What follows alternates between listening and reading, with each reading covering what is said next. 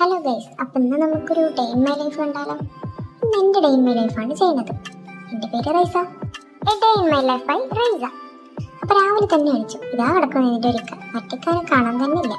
എവിടെയാണാവും? ഞാൻ എന്ന് എണിച്ചത് 9:30-ക്കാണ്. പിന്നെ എന്നെ എടുത്തും കൊണ്ടൊരു പോക്കാം. എവിടേക്കാ റബ്ബേ എന്നെ കൊണ്ടുവരണമെന്ന് എനിക്ക് യാതൊരു പിടിയില്ല.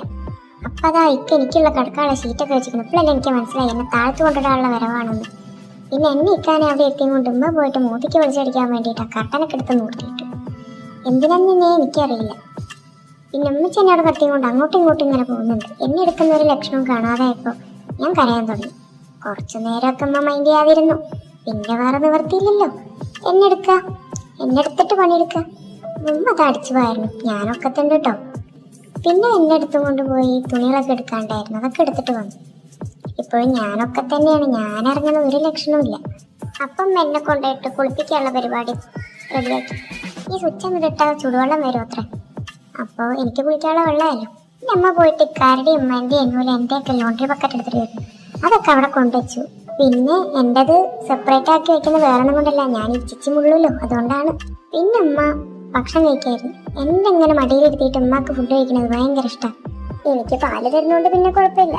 പിന്നെ ഇതാ കിടക്കണു, എൻ്റെ മസാജ് ഷീറ്റ് എടുത്തിട്ട് വരുന്നുണ്ട്. ഇതിലാണ് മക്കളെ ഞാൻ എണ്ണ തേച്ച് കിടക്കുക. ആദ്യം തന്നെ അമ്മ തലാണി വെച്ചു. എല്ലാവരും പായുടെ മുകളിലെ തലാണി വെക്കുക, ഉമ്മ അടിയിലാണ്. എണ്ണയാവാതിരിക്കാൻ എൻ്റെ അമ്മാൻ്റെ ഒരു ബുദ്ധി. പിന്നെ എന്നെ മെല്ലെ അവിടെ കൊണ്ട് കടത്തി. എനിക്ക് വലിയ ഇഷ്ടമൊന്നുമല്ല, പിന്നെ ഒരു രസം. പിന്നെ കഥ അതിൻ്റെ ഡ്രസ്സൊക്കെ അതാ വീണു. എന്നെ അവിടെ എണ്ണ തേച്ച് കടത്തിയിട്ട് ഉമ്മ ബാത്റൂമിലേക്ക് സെറ്റ് ചെയ്യാൻ വേണ്ടി പോയി. ഇതാണ് എനിക്ക് കുളിക്കാനുള്ള ബാത്ടബ്. ഇതിലാണ് എന്നെ കിടത്തി കുളിപ്പിക്കാറ്. ഇതാണ് എൻ്റെ സോപ്പ്. യൂട്യൂബിലൊക്കെ കുറെ വൈറലായി എന്നൊക്കെ പറയുന്നത് കേട്ടു, എനിക്കറിയില്ല കേട്ടോ. എനിക്ക് കുടിക്കാനുള്ള തോർത്തെടുക്കുകയാണ്. ഇവിടെയാണ് കേട്ടോ എൻ്റെ ഡ്രസ്സൊക്കെ വയ്ക്കാം. പിന്നെ ഇതാ എൻ്റെ ഡ്രസ്സൊക്കെ എടുത്തു. എൻ്റെ ഉമ്മാക്ക് എന്നെ ഇപ്പോൾ ഉടുപ്പിട്ട് കാണാൻ ഇഷ്ടം. എനിക്ക് ഉടുപ്പല്ലാണ്ട് ഒന്നും ഇട്ട് തരില്ല. അപ്പോൾ അതാ ഒരു ഉടുപ്പൊക്കെ തിരഞ്ഞു പിടിച്ചെടുത്തിട്ടുണ്ട്. പിന്നെ ഞാൻ മൂത്രം വയ്ക്കുന്നത് പുറത്ത് പോകാതിരിക്കാനൊരു ഡയപ്പറും. പക്ഷെ ഞാനാരാ മുള് 2-3 തവണ മുള്ളുമ്പോഴത്തേക്ക് എൻ്റെ മൂത്രം പുറത്ത് വരാറുണ്ട് ഇതിന്.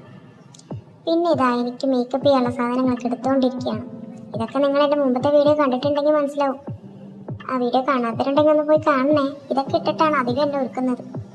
അപ്പോൾ എല്ലാവരും ഒന്ന് കാണണേ. അപ്പോഴത്തേക്ക് ഞാനിവിടെ കരഞ്ഞു പൊളിച്ചു. അപ്പോൾ ഉമ്മ അത് ഓടി വന്നു, എന്നെ വന്നെടുത്തു, ടബിൽ കൊണ്ട് കിടത്തി. ഇതെനിക്ക് ഇഷ്ടമുള്ള പരിപാടിയാണ്. നല്ല രസമാണ്. ചുടുവെള്ളം ഇങ്ങനെ ഒഴിച്ചെന്നെ ഇങ്ങനെ കുളിപ്പിച്ച് തരും. അതിനി അടുത്ത പാട്ടിൽ